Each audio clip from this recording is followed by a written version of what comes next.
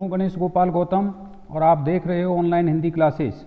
और आज मैं आपको रीट 2021 की विज्ञप्ति के बारे में महत्वपूर्ण जो जानकारियाँ हैं वो जानकारियाँ आपको प्रदान करूँगा। कृपया वीडियो को पूरा देखें और जो भी आपकी समस्याएं हैं उनको आप मैसेज करके, कमेंट करके और मुझे भिजवाएं ताकि मैं आपकी समस्याओं का समाधान कर सकता हूँ। देखते हैं विज्ञप्ति राजस्थान अध्यापक पात्रता परीक्षा रीट 2021। मित्रों,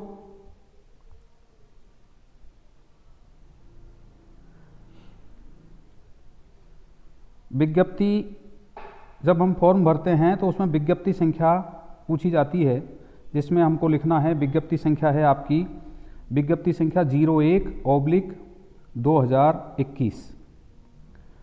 सबसे बड़ी बात है कि ये जो विज्ञप्ति आई है, इस विज्ञप्ति में जो परीक्षा लेने के लिए जो नोडल एजेंसी है वो जो नियुक्त की है वो है आपका माध्यमिक शिक्षा बोर्ड।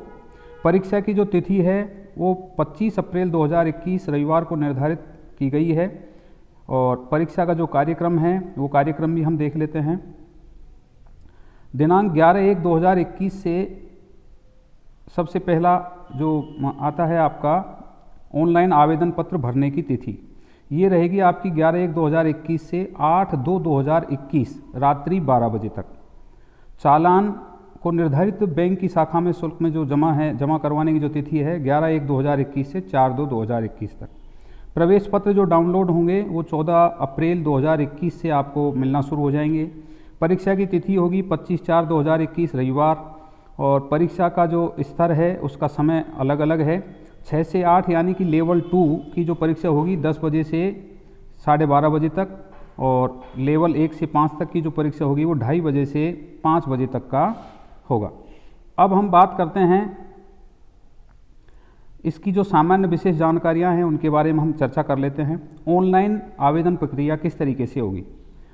देखिए, इस परीक्षा पत्र का जो ऑनलाइन आवेदन पत्र है वो भरा जाएगा बोर्ड की जो साइट है एजुकेशन बोर्ड राजस्थान government.in/रीट 2021, इस पर आप भरेंगे। और ऑफलाइन किसी भी प्रकार से आवेदन स्वीकार्य नहीं होगा। इसमें आपको भरते समय विशेषकर जो जानकारी ध्यान में रखनी है वो ये हैं। सबसे पहले आप अपना नाम, पिता का नाम, माता का नाम और लेवल, परीक्षा का लेवल, फर्स्ट लेवल या second level, mobile number, online भुगतान का चुनाव कर परीक्षा शुल्क जमा कराना होगा। तत्पश्चात बैंक से शुल्क का सत्यापन होने के पश्चात ही अभ्यर्थी अपना परीक्षा आवेदन भर सकेगा और वेबसाइट पर चालान नंबर अंकित कर जाना जा सकेगा। परीक्षा शुल्क की बात करें हम, परीक्षा शुल्क में अगर प्रथम स्तर अथवा द्वितीय स्तर यानी कि कोई एक परीक्षा आपको देनी है तो उसके लिए 550 रुपये की शुल्क देनी होगी, और दोनों स्तर की परीक्षाएं अगर आपको देनी है तो 750 रुपये की आपकी शुल्क लगेगी, जो आप किसी भी प्रकार से चालान से, डेबिट कार्ड से, नेट बैंकिंग से, ई मित्र से, किसी भी तरीके से आप उसको जमा करवा सकते हैं। अब हम चर्चा कर लेते हैं सबसे महत्वपूर्ण कि जो ये परीक्षा है इसकी योग्यता क्या क्या है। सबसे पहला प्रश्न लोगों का यही आ रहा है कि सर योग्यता में क्या रहेगा, 50% रहेगा, 45% रहेगा, तो इसके बारे में हम चर्चा कर लेते हैं। न्यूनतम अंक प्रतिशत विभिन्न वर्गों के लिए अलग अलग हैं इसमें, उसके बारे में हम थोड़ी सी चर्चा कर लेते हैं। सबसे पहले नंबर पर हम बात करते हैं प्रथम लेवल की। कक्षा 1 से 5 स्तर प्रथम के शिक्षकों की पात्रता के लिए न्यूनतम शैक्षणिक योग्यताएं क्या क्या है। तो देखिए, न्यूनतम 50% अंकों के ए नंबर पर 50% अंकों के साथ उच्चतर माध्यमिक या इसके समकक्ष और प्रारंभिक शिक्षा शास्त्र में द्विवर्षीय डिप्लोमा किसी भी नाम से जाना जाता हो वो उत्तीर्ण होना चाहिए या कोर्स के अंतिम वर्ष में अध्ययनरत होना चाहिए। यानी कि अगर आपका जो ये डिग्री कोर्स है, डिप्लोमा कोर्स है, इसके अगर अंतिम वर्ष में भी आप अध्ययनरत हो तो भी आप इसमें आवेदन कर सकते हो। केवल ये जरूर ध्यान रखना है कि जिस दिन परीक्षा रिजल्ट आपका आएगा उस दिन आपकी डिग्री कंप्लीट हो जानी चाहिए। अथवा बी नंबर पर जो दे रखा है 45% अंकों के साथ उच्चतर माध्यमिक शिक्षा शास्त्र में द्विवर्षीय डिप्लोमा जो राष्ट्रीय अध्यापक शिक्षा परिषद से मान्यता प्राप्त हो 2002 के अनुसार, ये दूसरी योग्यता है। अब इसमें आपके दिमाग में ये प्रश्न चल रहा होगा कि साहब 50% और 45% ये दोनों अलग अलग कैसे हैं। तो ध्यान रखें 2011 से पूर्व अगर आपने ये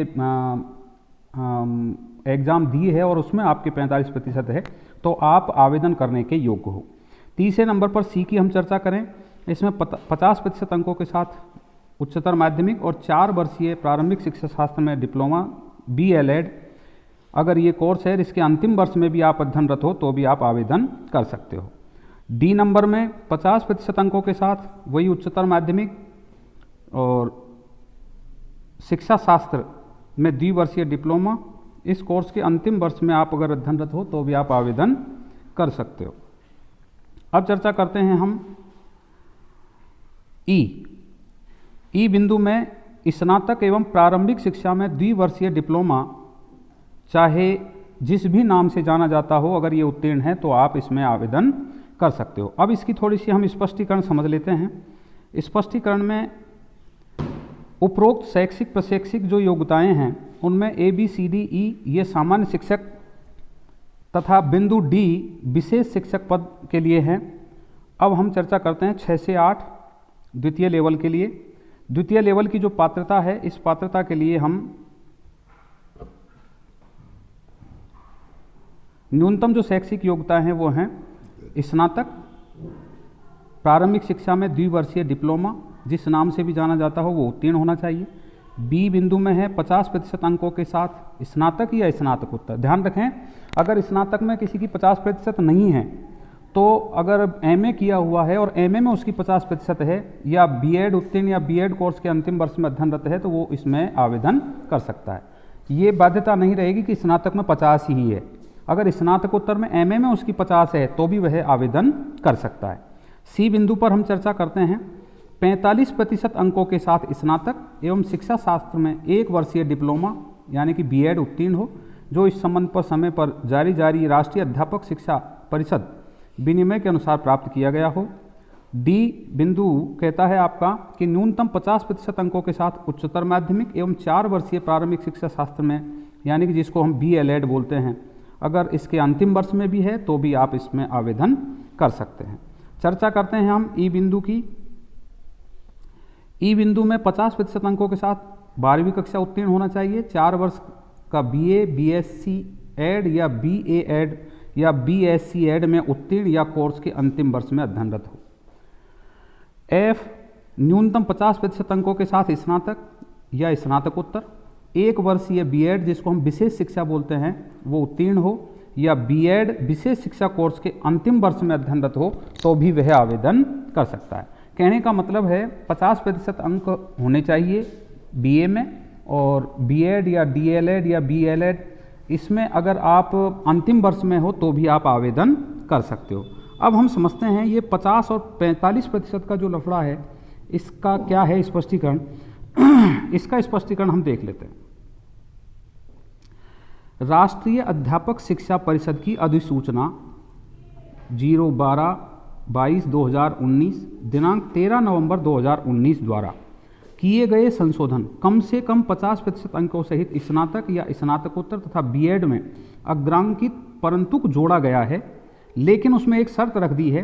क्या शर्त रखी है कि स्नातक स्तर पर अंकों के न्यूनतम प्रतिशत की शर्त उन पदधारियों के मामले में लागू नहीं होगी जिन्होंने शिक्षा में स्नातक अथवा प्रारंभिक शिक्षा में स्नातक अथवा समतुल्य पाठ्यक्रम 29 जुलाई 2011 से पहले दाखिला लिया था। यानी कि अगर 2011 से पहले की आपकी ये डिग्री हैं तो 50% आपके लिए लागू नहीं होगा। अगर आप 45% भी हैं तो भी आप इसमें आवेदन कर सकते हैं। यानी कि इसमें जो F बिंदु है वो विशेष शिक्षा वालों के लिए लागू है और A से E तक सामान्य शिक्षक के लिए लागू है। अब हम बात करते हैं अध्यापक शिक्षा शास्त्र में डिप्लोमा या डिग्री पाठ्यक्रम, ये क्या है। इस अधिसूचना में के संदर्भ में केवल राष्ट्रीय अध्यापक शिक्षा परिषद द्वारा मान्यता प्राप्त अध्यापक शिक्षा शास्त्र में डिप्लोमा डिग्री पाठ्यक्रम ही मान्य होगा। शिक्षा शास्त्र में डिप्लोमा यानी कि विशेष शिक्षा और बीएड विशेष शिक्षा के लिए केवल भारतीय पुनर्वास परिषद यानी आरसीआई के द्वारा जो मान्यता प्राप्त पाठ्यक्रम है वही मान्य होगा। यहाँ उल्लेखनीय है कि आरसीआई द्वारा विशेष शिक्षा के लिए निर्धारित पाठ्यक्रम मान्य होगा, परंतु पाठ्यक्रम की अवधि व अध्यापन हेतु योग्यता एनसीटीई द्वारा निर्धारित अनुसार ही मान्य होगी।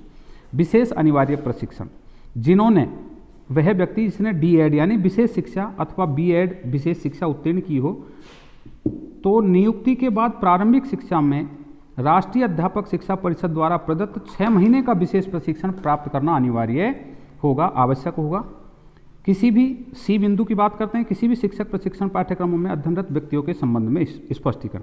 जो व्यक्ति एनसीटीई आरसीआई द्वारा मान्यता प्राप्त शिक्षक प्रशिक्षण कोर्स में अध्ययनरत है, वह एनसीटीई द्वारा जारी 23 अगस्त 2010 से पठित 29/7/2011 एवं समय समय पर जारी अधिसूचनाओं के अनुसार न्यूनतम शैक्षणिक योग्यता रखते हैं तो रीट 2021 में बैठने के पात्र हैं, किंतु उपरोक्त अध्ययनरत अभ्यर्थी राज्य सरकार द्वारा भर्ती के लिए तभी पात्र होंगे जबकि उन्होंने उपरोक्त शिक्षक प्रशिक्षण कोर्स 2021 परीक्षा का परिणाम जारी होने तक कर लिया हो। यानी कि डिग्री आपकी रिजल्ट से पहले कंप्लीट तैयार हो जानी चाहिए और एनसीटीई या आरसीआई द्वारा मान्यता प्राप्त होनी चाहिए। चर्चा करते हैं हम डी बिंदु की। डी बिंदु में माननीय राजस्थान उच्च न्यायालय जोधपुर द्वारा एसबी सिविल रिट याचिका 3964/2011 सुशील सोमपुरा व अन्य बनाम राज्य सरकार में पारित निर्णय 20/5/2011 के क्रम में राजस्थान सरकार के पत्र क्रमांक इसके द्वारा दिनांक 17 जून 2011 एवं 16/9/13 में प्रदत्त निर्देशानुसार रीट 2021 के लिए आवेदन करने हेतु निम्नानुसार अभ्यर्थी ही पात्र होंगे। इसको हम ध्यान से समझ लेते हैं। अगर कोई व्यक्ति इस तरीके की स्थिति में फंसा हुआ है तो वो ध्यान से समझें, इसको मैं समझाने का प्रयास कर रहा हूँ। नंबर 1, ऐसे सभी अभ्यर्थी जिन्होंने राष्ट्रीय शिक्षा परिषद एनसीटीई की अधिसूचना 27/9/2007 के जारी होने से पहले शिक्षक प्रशिक्षण पाठ्यक्रम में प्रवेश ले लिया था, उन्हें सीनियर सेकेंडरी 10+2 या समकक्ष स्नातक स्तर या समकक्ष परीक्षा में न्यूनतम प्रतिशत प्राप्त होने की कोई बाध्यता नहीं है। अगर उन्होंने 2007 से पहले ही प्रवेश ले लिया है तो उनके लिए कोई बाध्यता नहीं है। जम्मू कश्मीर से उक्त अवधि से अगर पूर्व शिक्षक प्रशिक्षण पाठ्यक्रम में किसी ने प्रवेश लेकर के और डिग्री प्राप्त कर ली है तो उसके लिए भी न्यूनतम जो प्रतिशत है उसकी कोई बाध्यता नहीं है। नंबर 2 की हम चर्चा करते हैं।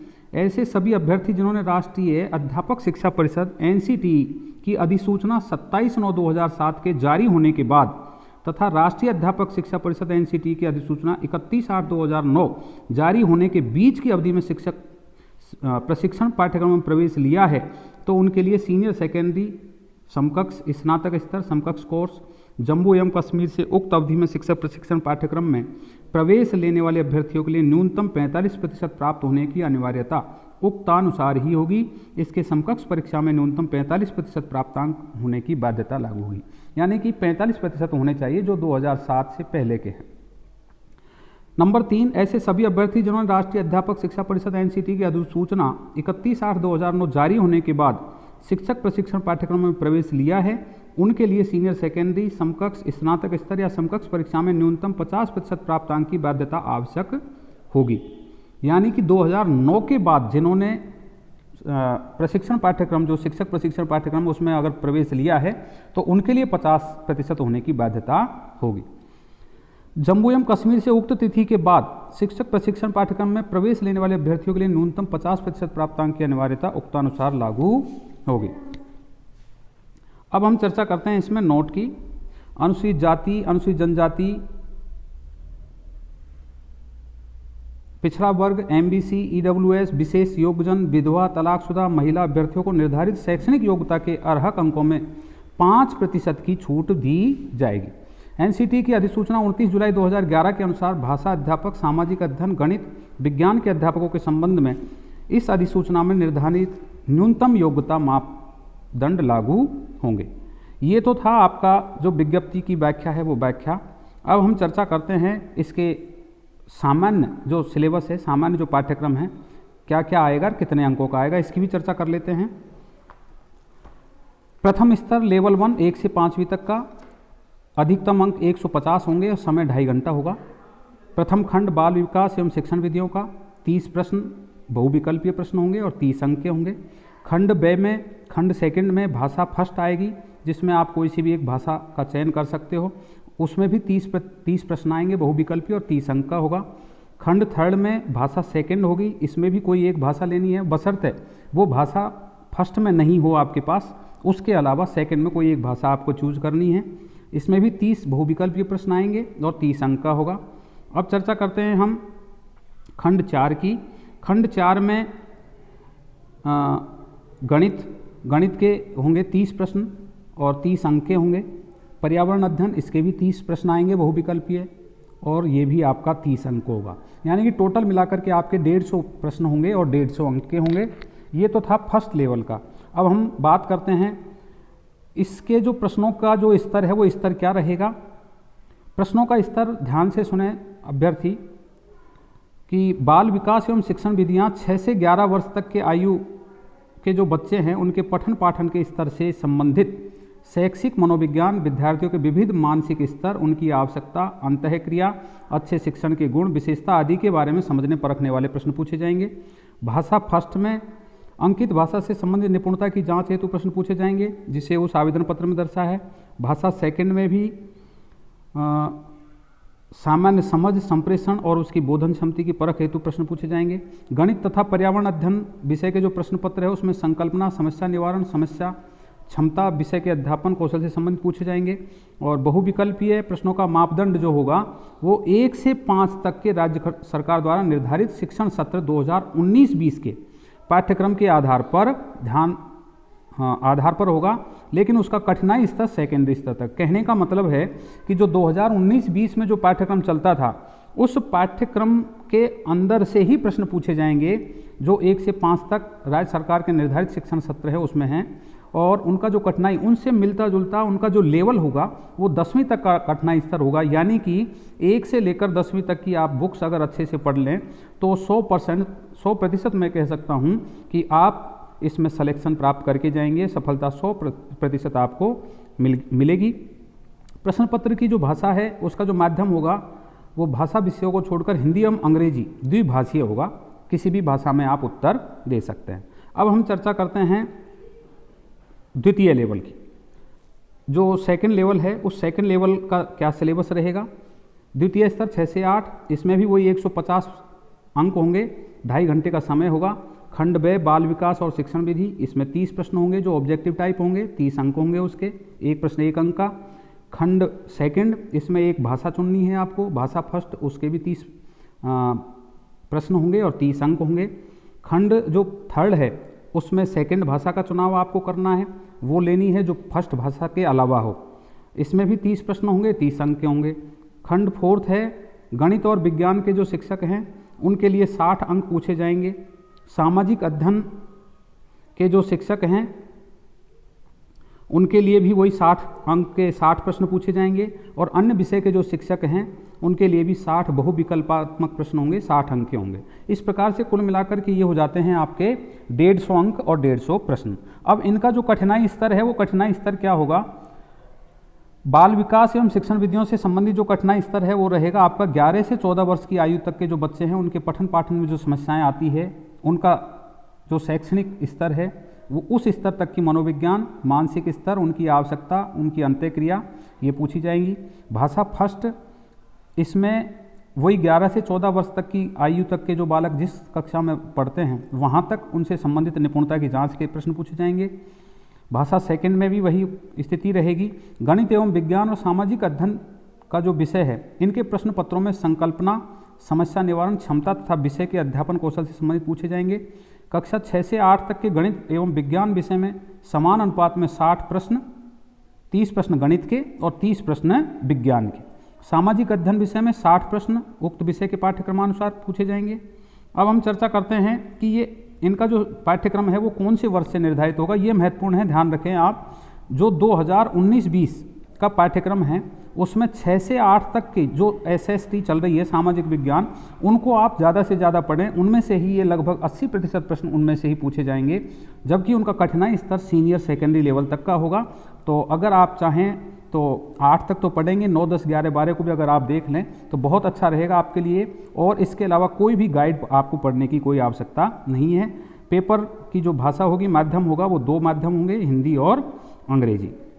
अब परीक्षा के आयोजन से संबंधित मैं आपको पहले ही बता चुका हूँ, 25 अप्रैल को ये एग्ज़ाम आयोजित होगी, ऐसा टाइम टेबल बताता है हमारा। 6 से 8 तक का जो स्तर है लेवल 2, उसकी 10 बजे से 12, साढ़े 12 बजे तक, और द्वितीय लेवल 1 1 से 5 तक की जो एग्ज़ाम है वो होगी आपकी 2:30 बजे से 5 बजे तक। और विशेष जानकारी के लिए आप जो रीट द्वारा जो आयोजित परीक्षा है, इसकी जो वेबसाइट है rajejuboard.rajasthan.gov.in 2021, इस पर आप देख सकते हैं।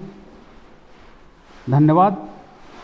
और कोई आपकी समस्या हो तो उस समस्या को आप कमेंट बॉक्स में लिखें ताकि मैं आपका समाधान कर सकूं। धन्यवाद, शुक्रिया।